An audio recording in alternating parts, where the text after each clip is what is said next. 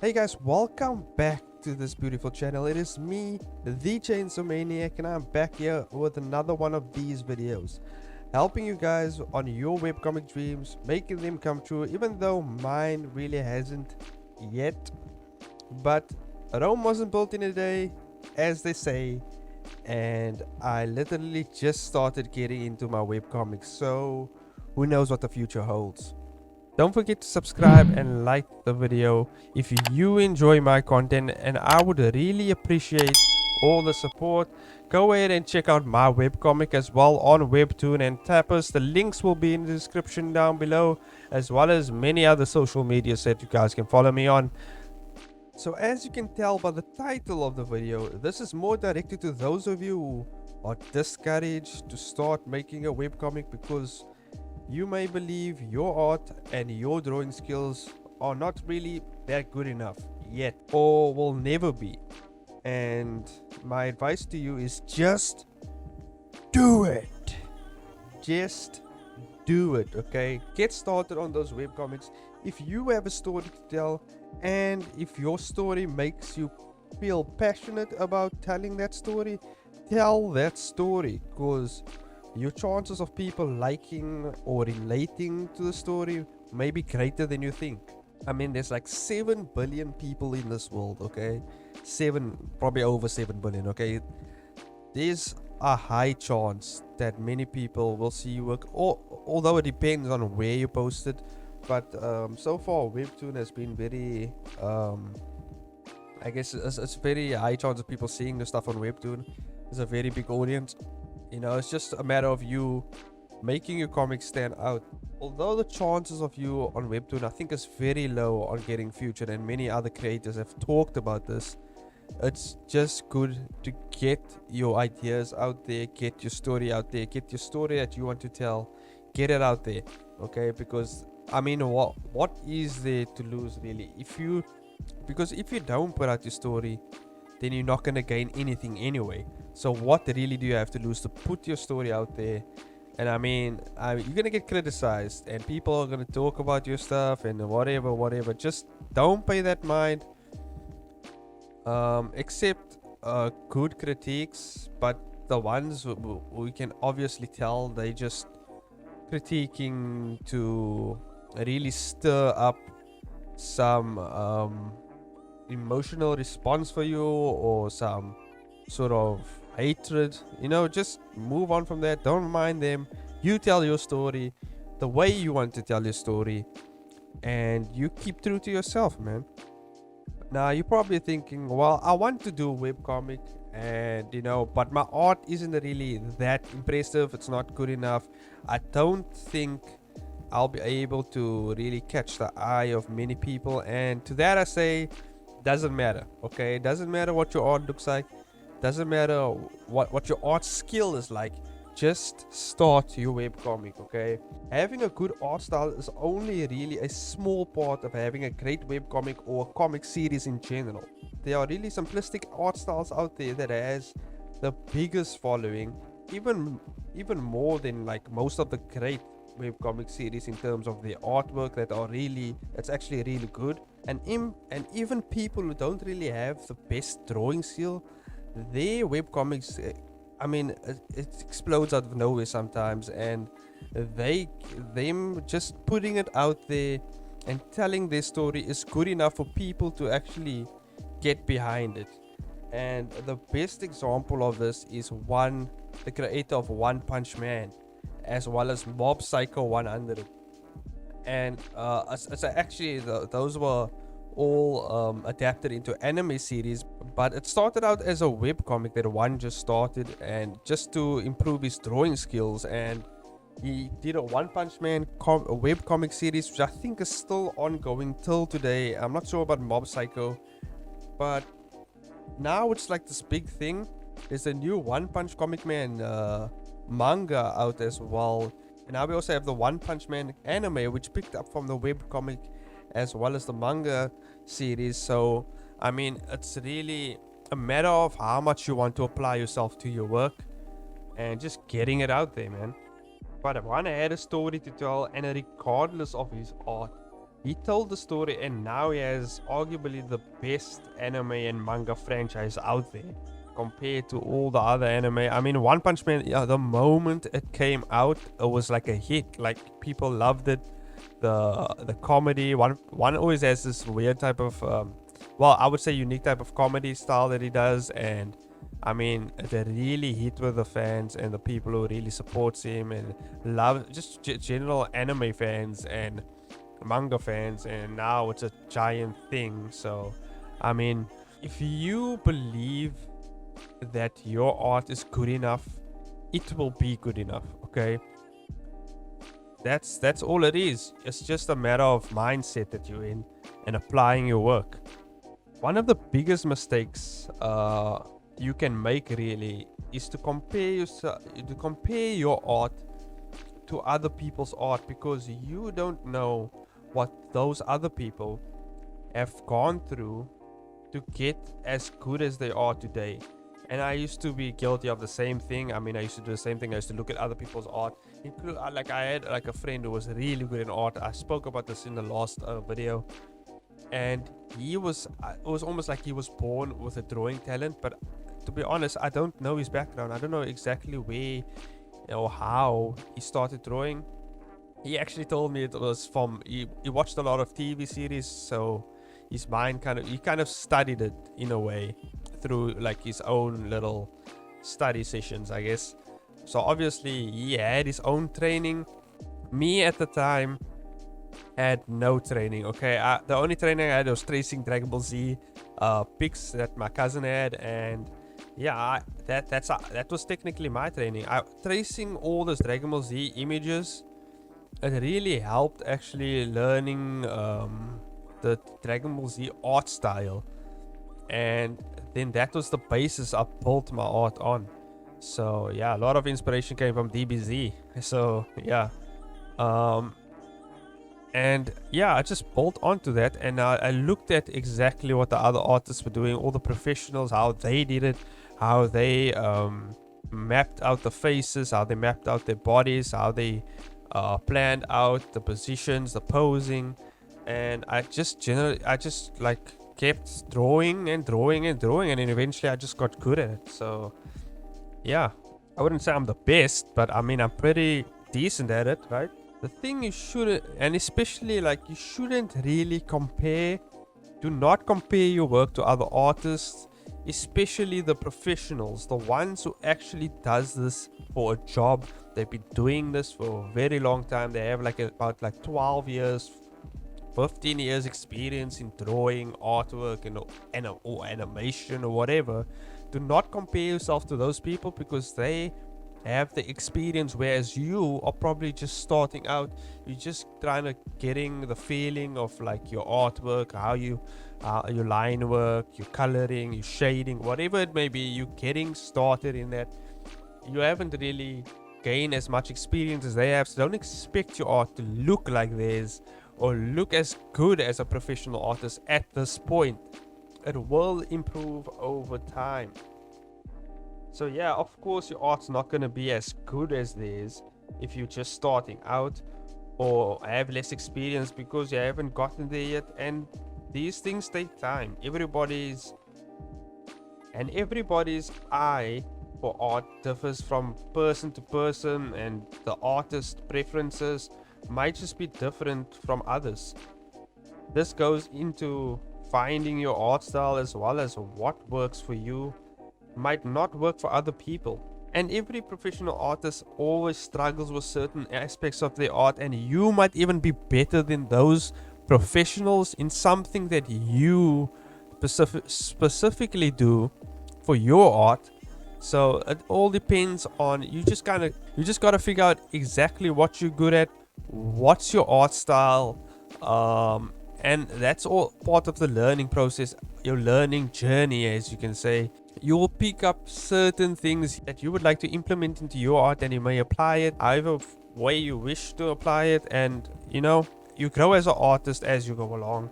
There is no one way of doing art. There is only your way of doing art, and that's, I think, one thing you have to keep in mind. It's not like a process or a certain way you have to do things.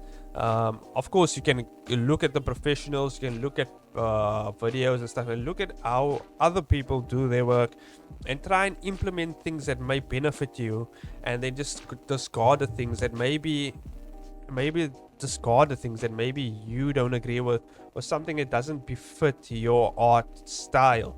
So you kind of just got to figure out exactly what you need, what you want from your art, and what you want to see from your art. Implement it in there, get it out there, get your shit out there. Just get it out there, man. Come on, get it out there. So yeah, you will definitely improve over time. This, as many things do in your life, this always takes time. You will definitely figure out sometime in the future exactly the type of art style, exactly how you want to draw your arms, your legs, your eyes, your faces, the proportions you want to use. This doesn't just apply to webcomics, it applies to animation and any type of multimedia entertainment. However you choose to do your whatever your thing is that you want to do is specific to webcomics or specific to animation, specific to any form of media entertainment. You figure it out, you make your own template, and you follow that template that works for you. You kind of just got to throw ideas out there and see what sticks, but you're never going to get there if you don't start. So my advice to you is just get started. That's all you need to do. So I think the best example for people is Bruce Lee. This is the best example, at least for me. The best example is Bruce Lee. How did he become such a phenomenal martial artist? Like how, right? And if you look at his training and what he had to go through, what he did is he didn't just conform to one way. Nah, he didn't conform to one form of martial art and stick to it, and that's how it is, and this is the best one, that's the best one. No. He took every aspect of every form of martial arts that he could get his hands on. He took the best parts of those things and he used it to complement each part of the best parts of those things, if you know what I mean. Like, so he kind of implemented different forms of maybe like techniques in punching, right? And he used it to strengthen his punches. So for instance, referring this to artwork again, okay, let's say you don't know how to draw eyes properly, okay, you suck at drawing eyes. That's what you suck at, okay, that's the worst. You don't know how to draw eyes, or maybe the worst thing is perspective for you, but let's just go for eyes, okay. The thing that you draw the worst is the eyes. So what I would suggest is, so looking at other artists' work and how they draw eyes, their processes and how they get their work done.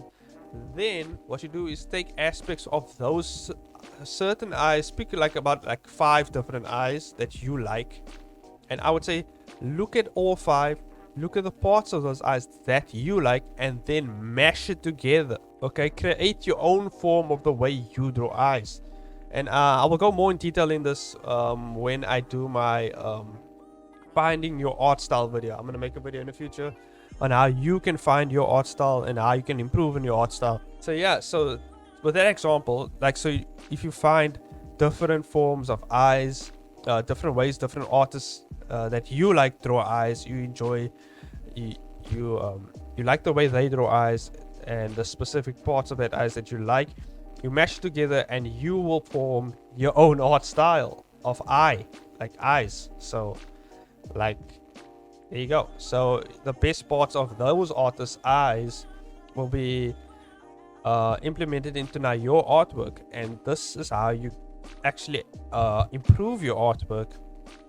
And like I said, the artwork is just really a small bit of your webcomic that you want to put out there. Don't worry really that much about the artwork. Just convey your story in the best way you can at the moment, and the further you go, the more you will learn and the more you will improve, and then, you know, your artwork will improve, and therefore your webcomic will improve, your webcomics will improve, and everything will just improve over time. So like for me, the certain aspects that I lack in for my webcomics is storytelling and the scene arrangement, and just trying to figure out exactly when things should happen, how much information I should relay to a person. So yeah, so for me, the art isn't that the art is where I want it to be, basically, kind of.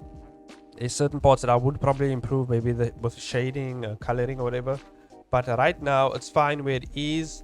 I just need to work on the other aspects of my webcomic.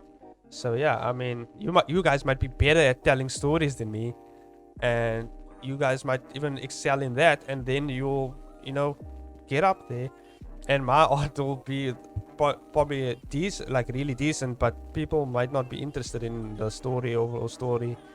People don't really come to wherever they look at webcomics just for the art itself.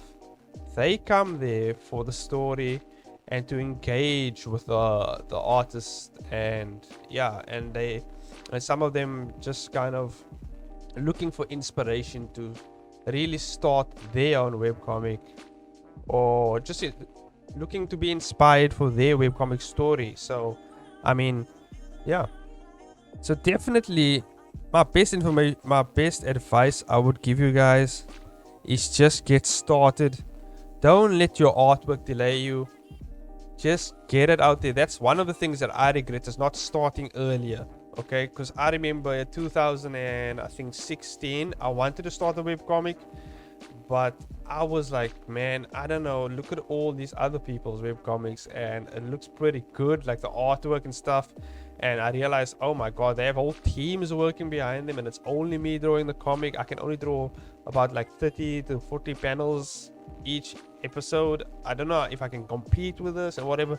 Don't worry about that. Just get it out there, and eventually you will improve. And do not, this is just a little tip here, don't start on a webcomic that you how would I say, don't put out a webcomic a long form webcomic. Start a very short one, start a very simple one, get it out there, just to kind of get the feel of what's like to make webcomics and how the process works, right? Once you figure that out, then you put out your ace up your sleeve, the one that you want to get out there, the story you need to get out there.